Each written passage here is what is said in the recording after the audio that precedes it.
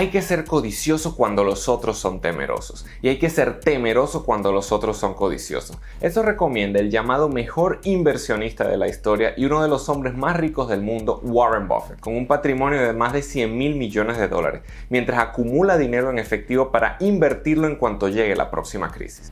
Y esto sucede en un momento en el que muchos destacados inversionistas empiezan a alertar de una gran burbuja financiera que se desarrolla en la actualidad, muy parecida a la que provocó la Gran Depresión de 1929. Para analizar qué ha sucedido en crisis anteriores, determinar qué va a suceder a partir de ahora y revelarte las estrategias exactas que debes seguir para protegerte y ganar con esta crisis, decidí invitar a Juliana Mati, CEO de Investope, inversionista con más de 10 años de experiencia en la bolsa de valores. Y si te quedas hasta el final, te regalaremos la estrategia que está utilizando Juliana para determinar en qué acciones invertir hoy. Preparamos algo muy especial para ti. Esta crisis es muy importante porque representó el crash más grande que ha tenido el sistema financiero mundial. Inició con la bolsa de Nueva York, la bolsa de Estados Unidos, que empezó a tener gran relevancia después de la Primera Guerra Mundial, y cuando hubo esta gran caída, pues se llevó todos los mercados en Europa, en Latinoamérica, y generó una depresión a nivel global. ¿Por qué quiero hablar de esta crisis en particular en este momento? Porque se viene escuchando rumores hace mucho tiempo de que estamos a puertas de un crash financiero y una gran depresión similar a la que se dio en ese momento. Entonces, primero quiero hablarles un poco de la historia y de lo que venía pasando en esta época, y luego compararla y ver qué similitudes tiene a lo que está pasando actualmente y qué diferencias importantes. Lo primero entonces es que durante 1929 venía pasando una gran revolución industrial. Todo el tema de la electricidad, autos, fábricas, la radio, había un boom de crecimiento muy importante durante esta época, tanto que de 1920 a 1929 la bolsa venía creciendo por encima del 150%. Esto generó que existiera como un gran apetito por la bolsa. Eso es algo similar a lo que está ocurriendo en este momento, y es que muchas personas quieren invertir porque se dan cuenta la liquidez y las ganancias que se pueden obtener desde Wall Street. Pasada la Primera Guerra Mundial, Estados Unidos emitió unos títulos de deuda para apoyar a Europa en la recuperación de esta guerra, y esto generó que hubiese mucha más liquidez en Estados Unidos, además apoyado de tasas de interés bajas. Cuando las tasas de interés bajan, mucha gente empieza a endeudarse para tener una mejor calidad de vida, comprar casas, autos y en general mejorar, pero lo que pasa ahí es que empieza a haber un crecimiento sintético de la economía. Eso es lo que está pasando actualmente, y eso se suele hacer como medida económica en todas partes del mundo para mejorar la recuperación ante una crisis. Eso es similar a lo que está pasando en este momento. Con la crisis del COVID, encerrados en nuestras casas, con un poco de susto por el futuro, bajan las tasas de interés para que salgamos a consumir y empiece a generarse ese dinamismo en la economía. Esto es una medida normal que suele hacerse en todos los gobiernos y en todos los países del mundo para promover el consumo, que finalmente es lo que mueve la economía. ¿Qué es lo que pasa? Cuando hay préstamos, empieza a equilibrarse la balanza, ¿cierto? Porque unos se endeudan y gastan, y por otra parte los que prestan el capital pues empiezan a generar rendimientos. Pero en 1999 hubo algo que fue detonante, y es que como la bolsa estaba produciendo tanto y los préstamos estaban tan bajitos, empezaron a endeudarse para invertir en la bolsa. Y esta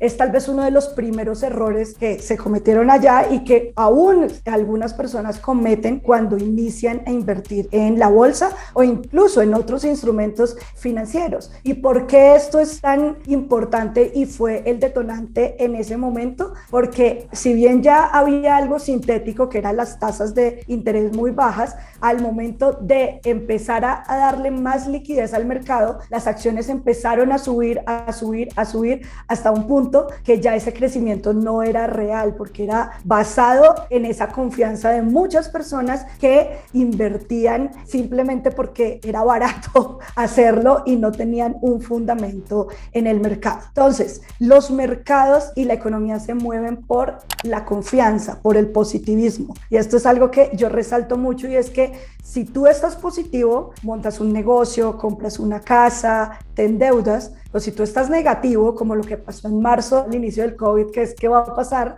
Guardo mi plata debajo del colchón o la mantengo ahí, intento no gastármela porque siento miedo. Los mercados siempre se mueven por confianza, entonces importante que siempre entendamos lo que está pasando y que esa confianza no sea simplemente por gasto, sino que sea porque realmente existe una recuperación. Algo que a mí me gusta destacar en este momento y diferenciar de la crisis del 29 a lo que está pasando actualmente es que la confianza se viene recuperando no solo porque se haya inyectado capital, sino también porque el dinamismo de la economía cambia. Si bien existen muchos síntomas de la crisis del 29 respecto a lo que está pasando, específicamente con la inflación en Estados Unidos, que tiende a ser muy controlada, generalmente está un 2, un 3%, y eso es lo normal. En este momento está por encima del 5%, y ese es como el síntoma de alarma más importante para expertos. Esta no es una crisis sistémica. ¿Qué quiere decir esto?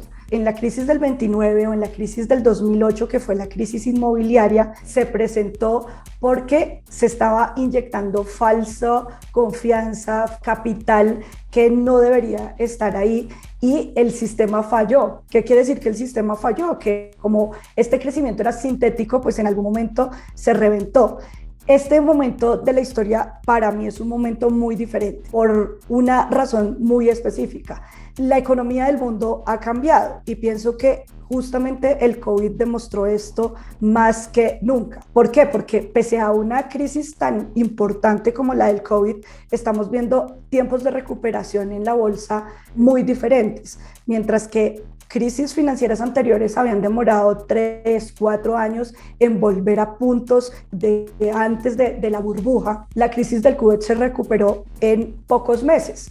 No quiere decir que no haya industrias afectadas, por supuesto. Y hay industrias que por mucho tiempo no se van a volver a recuperar, como la de los alimentos, aerolíneas, porque todavía existe una desconfianza respecto a esto. Pero entran nuevas economías y nuevas tendencias de tecnología, salud, todo lo que tiene que ver con bienestar, no necesariamente medicamentos, sino con bienestar, tienen un repunte muy interesante, y eso hace que la bolsa nuevamente esté en puntos históricos y en un crecimiento muy grande. No podemos compararlo con una burbuja como las anteriores. Lo primero es porque ningún periodo de tiempo es igual al anterior.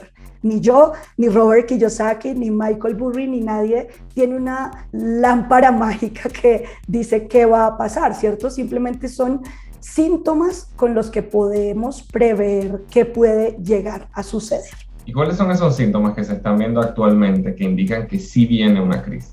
Grandes inversionistas y personajes que influyen mucho en el mercado, como Robert Kiyosaki y Michael Burry, vienen hablando de un inminente crash en unas palabras supremamente desalentadoras. Si hablamos de alguien como Michael Burry, que ha tenido predicciones muy acertadas en el mercado, pues esto genera un poco de pánico y un poco de incertidumbre en inversionistas, incluso que tienen muchísima experiencia. Ahora imagínense en inversionistas que llevan poco tiempo en el mercado. Predecir una crisis es muy fácil porque tienes el 50% de la probabilidad de acertar. Y no importa cuándo vean este video, siempre hay alguien que está prediciendo una crisis. ¡Es el fin del mundo!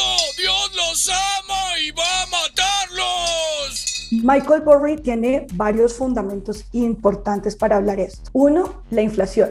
La inflación de Estados Unidos, cuando ha superado el 5%, es un síntoma importante de una crisis financiera. Sin embargo, yo la diferencio un poco por lo que ya les venía hablando, pues que es una crisis que no es sistémica, sino que responde a un desastre natural. ¿Por qué eso es tan importante? Porque la clase media en general es la que sostiene el consumo del mundo en todos los países, y la clase media es la más afectada cuando hay una inflación. La inflación básicamente es el aumento de los precios en, uno, materias primas. Aquí hablamos de carbón, de gas, de petróleo, incluso de alimentos. Lo segundo es la mano de obra. Si estas tres suben, es un mal indicador para toda la economía. Y en este momento está pasando, y está pasando sobre todo con la mano de obra. Estamos viendo materias primas en los máximos en este momento, es verdad, pero un fundamental muy importante que tenemos que revisar es la mano de obra. En Estados Unidos, principalmente, muchos restaurantes están funcionando a la mitad de la capacidad porque no hay quien trabaje. Y esto corresponde, uno, por subsidios que da el gobierno para que durante el COVID pues no pasaran necesidades, pero que siguen estando vigentes. Entonces aquí hay un concepto fundamental que es el tapering, que es cuando empiezas a retirar esos subsidios, cómo responde la economía, porque si los subsidios se quitan, pues salen a buscar muchas personas trabajo, pero también si los quitan, dejan de consumir, y es lo que pasó especialmente con el COVID. ¿Por qué? Porque muchas personas se dieron cuenta que podían trabajar desde la casa, vivir más barato directamente. Durante un año estuvimos en pijama, no necesitamos ropa, y puede que muchas personas digan, bueno, pues puedo seguir en pijama el resto de mi vida y dejar de gastar en otras cosas. También en familias que trabajaban 2 o 3 personas, actualmente, como se redujeron muchos de esos gastos, pueden vivir con un solo sueldo, o con 2, o con 1 y un subsidio. Ese es un tema que en este momento está generando una gran tensión. Sin embargo, no quiere decir que haya un crash inminente. Hay 2 cosas importantes que quiero resaltarles. Lo primero es que de 1927 a hoy, el Standard & Poor's, que es lo que reúne las 500 acciones más importantes de la Bolsa de Nueva York y del mundo, porque pues ahí cotizan empresas de otras partes del mundo, ha subido el 8% en promedio anualmente desde 1927. O sea que aquí estamos contando crisis de la Gran Depresión, la del 2000, la del 2008, COVID, y aún así sigue siendo positivo. Adicionalmente a esto, la bolsa todos los años tiene correcciones de cerca del 10% en promedio. Entonces, acá empezamos a analizar data hacia atrás. En el 2020, con el COVID, la retracción de la bolsa fue del 35% y esta ya se vino recuperando. En el 2008 del 20%, en el 2000, que fue la crisis de las .com, fue también por encima del 30 al 34%. Y este año, lo que llevamos corrido el 2021, el mercado únicamente ha corregido el 4%. Y estamos hablando que en promedio la corrección año tras año es del 10%. Entonces, ¿va a caer el mercado? Seguramente tiene para caer eso, pero no quiere decir que haya un crash del 35, del 40% como lo que se vio en la Gran Depresión. Si comparamos la Gran Depresión con lo que pasó en el COVID, del 34% al 40% que fue en un solo mes, en una sola semana que pasó durante esa época, y que demoró recuperándose de 3 a 4 años, mientras que tras el COVID se recuperó en un par de meses. Todos los años hay correcciones, todos los años hay caídas, y justamente empiezo a hablarles ahora de Warren Buffett, que no ha hablado de una crisis y de un crash, pero que sí viene haciendo unos movimientos en su portafolio que preocupa a muchos analistas y a muchos inversionistas. Warren Buffett tiene una gran postura en el mercado, no porque haya opinado acerca de que exista una crisis o una burbuja, sino porque viene acumulando liquidez en su portafolio para esperar este tipo de correcciones. ¿Qué es lo que pasa? La liquidez de Warren Buffett es de las más grandes del mundo. En este momento estamos hablando de 150 billones de dólares. Esto no lo tiene ningún banco, ni Merrill Lynch, ni JP Morgan, ni los más grandes del mundo disponibles para esperar a que el mercado caiga. Esto no necesariamente quiere decir que él esté esperando que todo va a fallar, ¿cierto? De hecho, él viene desde el 2018 acumulando esa liquidez, no es que la haya sacado de su bolsillo de un momento para el otro, incluso ha llegado a decir que se ha equivocado en tener tanta liquidez, porque si esos 150 billones de dólares los hubiese invertido incluso en el Standard & Poor's durante estos años, pues habría tenido unas ganancias exorbitantes, ¿cierto? Sin embargo, el tener capital acumulado para aprovechar estas oportunidades es supremamente interesante, que es lo que pasó, por ejemplo, con las personas que iniciaron a invertir en la crisis del COVID, que tenían una liquidez acumulada, empezaron a invertir incluso de manera conservadora y hoy en día tienen unas rentabilidades bastante importantes, no solo hablando de Wall Street, sino también de criptomonedas, de finca raíz y en general de todos los mercados. A veces pensamos que la bolsa es lo único que se mueve, pero todo está fluctuando en este momento. La inflación del país, y sobre todo si estamos en Latinoamérica, es un componente que es inminente tener en cuenta en nuestras finanzas. Es un momento que podríamos llegar a hablar que es para capitalizar justamente las personas que tienen liquidez en este momento para empezar a invertir. Si están en Latinoamérica, aún más porque están invirtiendo en dólar, que por más que tenga unos síntomas, digamos, de que va a corregir, sigue siendo una inversión que es más sólida por estar en la moneda más importante del mundo, que es el dólar. Segundo tip, el primero es el tema de acumular liquidez, que lo estamos viendo en Michael Burry, Robert Kiyosaki, Warren Buffett.